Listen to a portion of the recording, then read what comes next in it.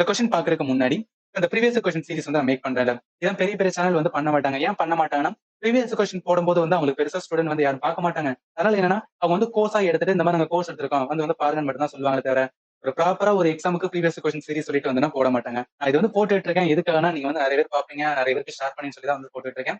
இது உங்களுக்கு யூஸ்ஃபுல்லா இருந்துச்சு அப்படின்னு பார்த்தா நம்ம சேனலை மறக்காம சப்ஸ்கிரைப் பண்ணுங்க. அண்ட் ஆல்சோ உங்க ஃப்ரெண்ட் யாராவது இந்த எக்ஸாம் ரிலேட்டடா ப்ரிப்பேர் பண்ணா அவங்களுக்கும் ஷேர் பண்ணுங்க. நிறைய பேர் பார்க்கும்போது வந்துன்னா எனக்கு ஒரு மோட்டிவேஷன் இருக்கும். எஸ் நிறைய பேர் பாக்குறாங்க. அதனால நம்ம நல்லா கண்டென்ட் போடுன்னு சொல்லிட்டு ஒரு மோட்டிவேஷன் இருக்கும். சோ அதனால தான் சொல்றேன். சரி இப்ப கொஸ்டினை பாருங்க. The magnetic field strength inside the current carrying solenoid அப்படின்னு இருக்கலாம். முதல்ல இந்த solenoid என்னன்னு தெரியணும். அப்ப தெரிஞ்சாதான் இந்த கொஸ்டின் வந்து உங்களால கையை வைக்க முடியும். solenoid ஒண்ணு கிடையாது. இங்க பாருங்களேன். இதுவுமே என்னன்னா நம்ம ஃபண்டமெண்டல் லேர்ன் பண்ணுவோம்.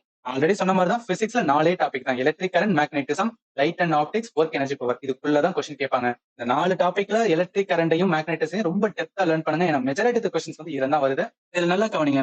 எதை நம்ம சொல்லினான்னு சொல்லுவோம்னா இந்த மாதிரி பேட்டர்ல, அதாவது இது ஒண்ணு கிடையாது. இந்த கம்பி இருக்க பாத்தீங்கன்னா அந்த கம்பி எதனால இருக்கும்? காப்பர் மாதிரி, அலுமினியம் காப்பர் மாதிரி வந்து தனிமத்தால தான் உருவாக்கி இருப்பாங்க. இந்த மாதிரி வந்து சுருட்டி இந்த மாதிரி சுருள் மாதிரி மாற்றாங்க பாத்தீங்களா? அதை மாட்டி இந்த பேட்டரியோட கனெக்ட் பண்ணா இதான் என்ன சொல்லணும்? சொல்லினேன்னு சொல்லுவாங்க. ஏன் இந்த மாதிரி எல்லாம் வந்து மாத்துறாங்க அப்படின்னா இது வந்து ஒரு கான்செப்ட் இருக்கும். என்ன கான்செப்ட்னா மேக்னெட்டிக் ஃபீல்டு வந்துன்னா ஒரு கரண்ட் கேரிங் கண்டக்ட்ல எந்த மாதிரி எல்லாம் வரும்னு சொல்லி வந்து பாப்பாங்க. அதாவது ஒண்ணும் கிடையாது. இப்ப நம்ம வந்து வீட்டுல வந்து ஒரு மேக்னெட் வச்சிருக்கோம்ல. ஒரு மேக்னெட் என்ன பவர் மேக்னெட்ல இருக்குன்னு வச்சுக்கோங்க. என்ன இருக்கும்?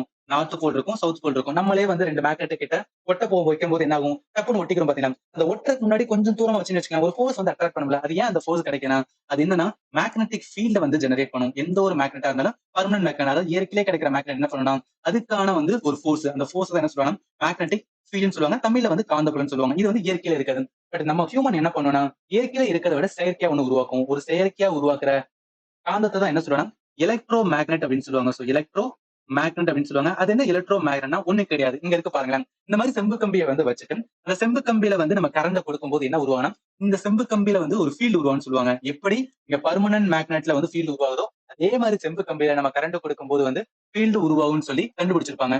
இப்படி உருவாகிற ஃபீல்டு வந்து எந்த மாதிரி எல்லாம் வந்து இந்த கண்டக்டர் இருக்கோ, அதாவது இது என்ன மாதிரி பேட்டர்ல இருக்கோ அதுக்கு ஏத்தாப்புல என்னன்னா அந்த ஃபீல்டு உருவான்னு சொல்லுவாங்க. அது இந்த சொலினாய்டுல வந்து எப்படி இருக்கும் அப்படின்னு பார்த்தா இந்த மாதிரி, அதாவது எப்படி ஒரு பவர் மேக்னெட்ல உருவாதோ அதே பேட்டர்ன்ல வந்து உருவாகும். சரி இப்ப சொலினாய்டுனா என்னன்னு சொல்லி வந்து பாத்துறாங்க. இப்ப வந்து ஸ்டேட்மெண்ட் பாருங்க. அவங்க என்ன கேட்டிருக்காங்க? மேக்னெட்டிக் ஃபீல்டோட ஸ்ட்ரென்த் சொலினாய்டோட இன்சைட்ல எந்த மாதிரி இருக்குன்னு கேக்குறாங்க.